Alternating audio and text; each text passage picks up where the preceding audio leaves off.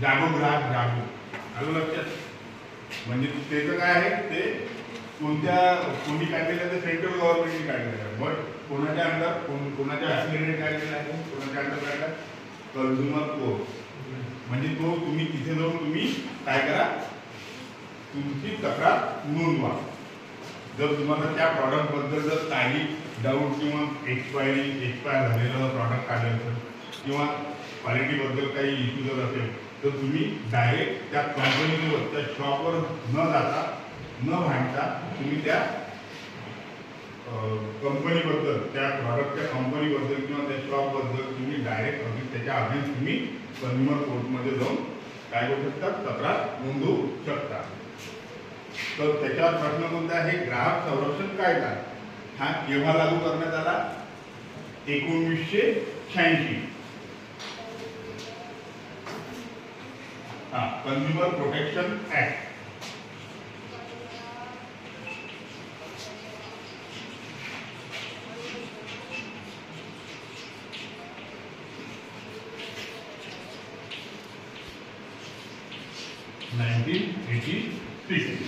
याच्यावर प्रश्न येऊ शकतो की ग्राहक संरक्षण कायदा केव्हा लागू करण्यात आला, ठीक आहे, केव्हा मांडण्यात आला? तर किंवा 1986. त्याची डेट वगैरे नाही आहे. दुसरा, प्रत्येक ग्राहकाला वस्तू आणि सेवा खरेदी केल्यानंतर त्याच्या मोजलेल्या किमतीचा मोबदला परिपूर्ण मिळाला पाहिजे. या कायद्यानुसार त्याच्यात काही पॉईंट दिलेले आहेत, काही नियम दिले, म्हणजे काही पॉईंट दिलेले आहेत की त्याच्यानुसार तुम्ही त्या कंझ्युमर कोर्टवर मध्ये जाऊन तुम्ही तक्रार नोंदवू शकता, ठीक आहे. पहिला आहे सुरक्षिततेचा अधिकार. पहिला कोणता आहे, म्हणजे ह्या कायद्यात कोणकोणते अधिकार दिलेले आहेत ग्राहकांसाठी? तर एक सुरक्षिततेचा कायदा.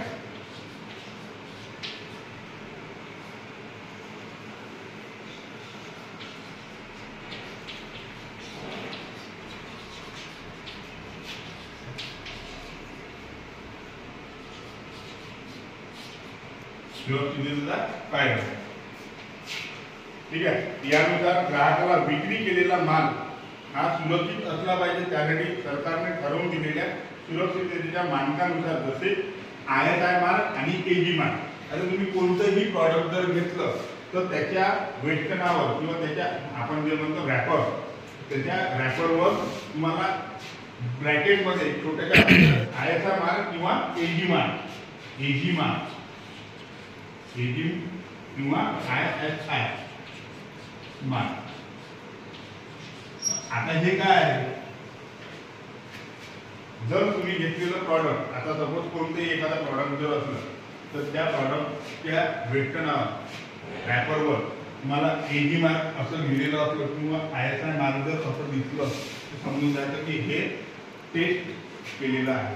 म्हणजे ही एक ऑर्गनायझेशन आहे, ठीक आहे, एक ऑर्गनायझेशन की आपण जर इन केस आपला एक छोटासा व्यवसाय, आपल्याला जर तो बाहेर सेल करायचा आहे, म्हणजे बाहेर सेल करायचा आहे म्हणजे मार्केटमध्ये सेल करायचा आहे, तर आपण डायरेक्ट देऊ शकतो का? हां, लोकल प्रॉडक्ट जर असेल तर ठीक आहे. बट आपल्याला जर चांगल्या मोठ्या लेवलवर जर आपल्याला जर सेल जर करायचा असेल तर पहिले आपल्याला त्याच्यातून टेस्टिंग करून टाकावं, म्हणजे बघ तुमचं प्रॉडक्ट जे आहे ते क्वालिटीचं आहे. म्हणजे ईच अँड एव्हरी प्रॉडक्ट जे आहे ते टेस्टिंग करून, म्हणजे बघ प्रॉपर आहे, एक्सपायरी नाही आहे, सगळ्या गोष्टी ज्या आहेत त्याच्या मानकानुसार त्या सगळ्या टेस्ट करून ते प्रॉडक्ट सेलिंगमध्ये जातात, मार्केटिंगला जातात. आलं लक्षात?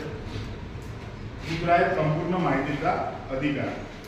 यानुसार ग्राहकाला उत्पादनाची गुणवत्ता, त्याचे वजन, माप, संख्या, किंमत, शुद्धता, वापरण्याचा दिनांक, त्यापासून संभाव्य धोके, त्यावरील त्वरित उपचार इत्यादी माहिती वस्तूची निवड करण्यापूर्वी उपलब्ध असलेली पाहिजे. आता तुम्ही साधं एक चॉकलेट जरी घेतलं तर त्याच्यावर साधं म्हणजे एखादं तुम्ही कॅडबरी चॉकलेट जरी घेतलं तर त्याच्यावर तुम्हाला केव्हा ते तयार झालं आणि त्याची एक्सपायरी डेट केव्हा आहे. तुम्ही एखादा बिस्किटचा गोळा जर घेतलं तर त्याच्यावर तुम्ही पहा बॅक साईडला राहते. तर त्याच्यावर काय राहते की केव्हा ते प्रॉडक्ट तयार झालं आणि म्हणजे प्रॉडक्ट डेट जे काही आहे प्रोड्यूस डेट आणि एक्सपायरी डेट ह्या दोन्ही गोष्टी त्याच्यावर असतात. आलं लक्षात. आता एक्सपायरी डेट झाल्यानंतर जर प्रॉडक्ट तुम्ही खाणार आहे का ते बिस्किट खाणार आहे का नाही, त्याच्यानुसार तुम्ही बिमारी होऊ शकते, बरोबर. आणि त्याच्यानुसार जर आता हे झालं बिस्किटचं, पण एखादं ऍसिड वगैरे जर असलं तर त्याच्या घरात काही होऊ शकते, लहान लेकरू असते, काही असते.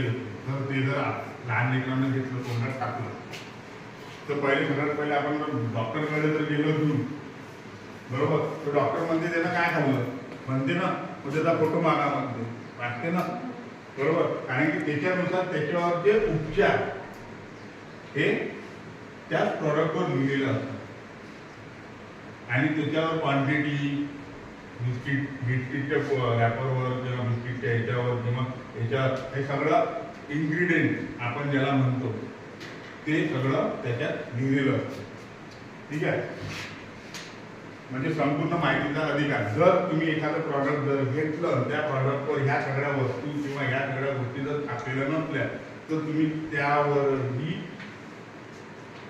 तक्रार करू शकता त्या प्रॉडक्टच्या कंपनीवर. ठीक आहे. निवडीचा अधिकार. ग्राहकाला वस्तूच्या निवडीसाठी अनेक पर्याय असले पाहिजे.